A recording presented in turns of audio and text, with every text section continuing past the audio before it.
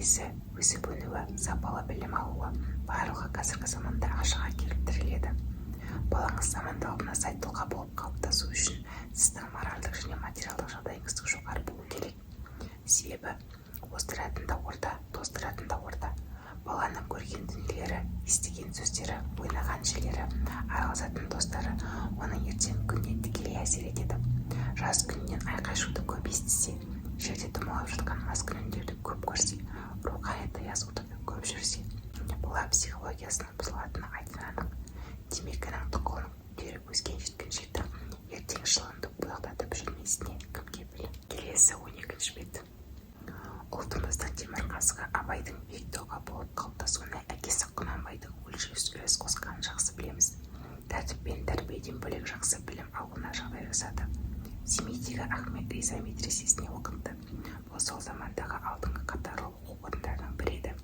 Әкесінің бай қуатты болғанның арқасында Абай көпшіліктің қолына түсе бермейді, кітаптарды еркін оқыды.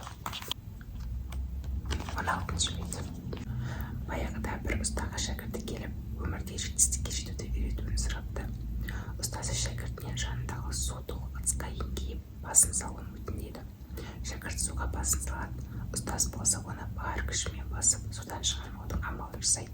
Жан ұшыра қарсыласқан шәкірті әрең дегенде басын судан шығарып, терең тыныс алады. Бар күшіңді салып, судан басыңды көтергенде не істегің келді деп сұрайды ұстаз. Ауа жұтқым келді. Тағы не? Басқа ештеңе.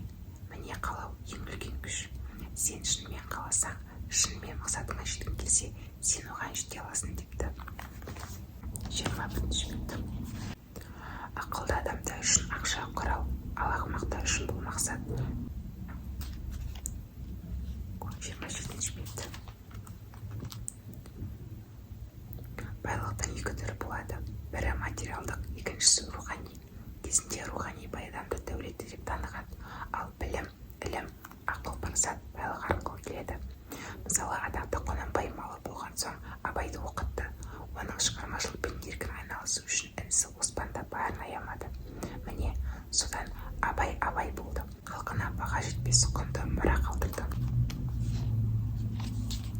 31-ші бет.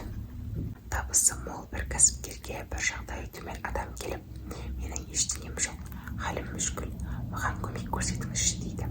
Жақсы, көмек берген, саған 5 миллион беремін, маған 2 көзіңді бересің бе деп сұрайды.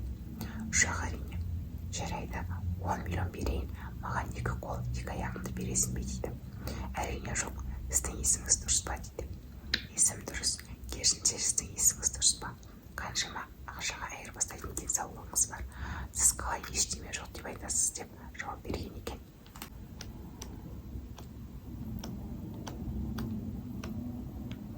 46-ші бет.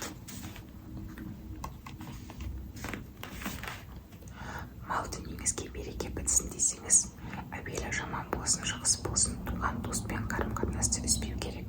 Себебі пайғамбарымыз кім дүниесіне береке бітсін десе, туысқандармен қарым-қатынасын сақтасын деген. Екінші, ерте тұру керек. Себебі пайғамбарымыз, я Алла, менің үмбетімнің таңғы уақытына береке бер деп дұға еткен. Үшінші, сауда жасайтын адам тараздан жемеуі, ал тауардың айыбы болса, соны айтып ескертуі дүниесіне береке әкеледі. Себебі хадисте тауардың айыбын айту сауданың берекесі делінген. Ешкімнің ақысына кіруге болмайды. Төртінші, күнәдан алшақтау. Өйткені күнә адамды ризықтан махрұм етіп, кедейлікке ұрындырады. Хадисте Алланың елшісі оған Алланың игілігі мен сәлемі болсын, адам өзінің күнәсі арқылы ризық несібінен айырылады деген болатын. Бесінші, садақадан не зекет беру. Дүниеңізге арнайы зекеттің өлшемі толған болса, зекетін беру және садақа жасау мал мүлкіңізге береке алып келеді. Хадисте күн сайын таңертең көктен 2 періште түсіп, біріншісінің, я Алла, садақа берушінің дүниесін көбейт, оған береке бер деп, екіншісі, я Алла, сараңның малын опат қыл деп айтатындығы келтірілген. Алтыншы, ризық берушінің Алла екенін ұмытпау және әрдайым шүкір ете білу. Ақиқатында Раббым құлдарының арасынан қалағанның ризығын кеңейтіп және қалағанның ризығын шектеп қояды. Сендер не жұмсасаңдар да, ол Алла жұмсасаңдар да, ол оның орнын қайта толтырады. Ол ризық берушілердің ең қайырлысы. Сәба сүресі 39-ші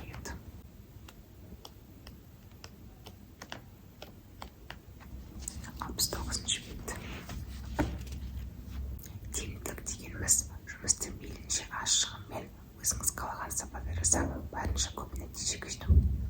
Бир жаңшы орманды аралап келе жатып, ағаш жабырсқан адамды кездестіріп қалады.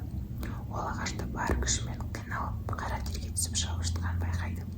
Жұмыстың неге соншалықты баяу және өте үлкен қиындықпен жүріп жатқанын көріп, сіздің балтаңыз мүлде өтпейді ғой деп аңшы ағаш кесушіге бұрылып, неге соны қайрап алмайсыз дейді.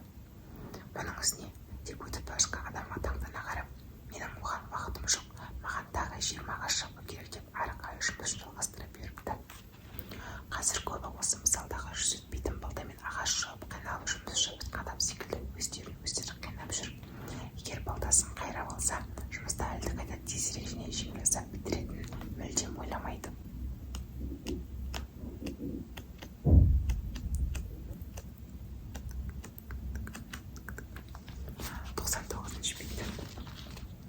Дүние мүлік адамның қолында болып, жақсылық жасауға арналған құралға айналғанда ғана береке болып, адамның жүрегі тыныштық табады. 101-ші бет. Сізді табысқа жеткізетін 7 қағида. Бірінші, ерте жатып ерте тұру. Екінші, барлығын қағазға түртіп жазып жүру. Үшінші, дұрыс ортаны таңдай білу. Төртінші, кітап оқу. Бесінші, сұрақ қоя білу. Алтыншы, спортпен шұғылдану. Және жетіншісі, ешқашан берілмеу.